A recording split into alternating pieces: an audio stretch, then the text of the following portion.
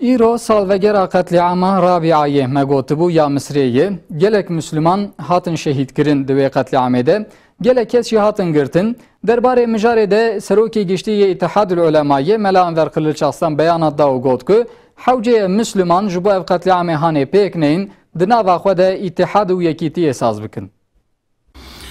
Ez bi münasebeta qetlama meydana Rabia Edewî li Misrê wê münasebeta şehadeta van Müslümana ku pîrek, sabî, extiyar, ciwan, însanê bê sûc, bê gune, bê silah ji teref Sîsiyê zalim da û ji teref eskerî da ku hatin şehîdkirin, hatin qetilkirin.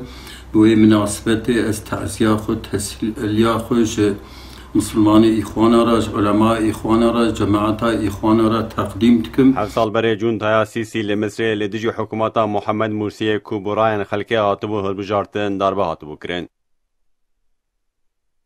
Serokê giştî İttihadul Ulemayê Mele Enver Kılıçarslan derbarê darbeya hev sal berê ji teref cuntaya Sîsî ve li Misrê hatibû kirin û bi hezaran kes li qetliama Rabiayê de şehîd bûbûn bi vê münasebetê daxuyanî da.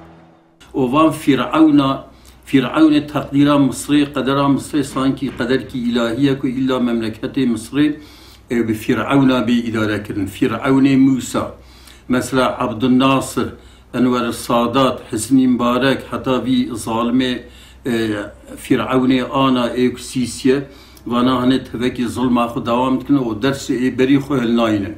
Serokê giştî İttihadul Ulemayê Mele Enver Kılıçarslan wiha li beyana xwe zêde kir. Firavunê ana sabiya, pîreka, extiyara, alima bütün insanê berî dikujin. Hêviya me ji Rebbê alemê heye ku Xwê Teala Azze ve Celle evê netîca wan bîne wê Xwê Teala wan di dinya de jî rezîl bike û di axiretê de jî Xuda cezaya wan bide wan, lakin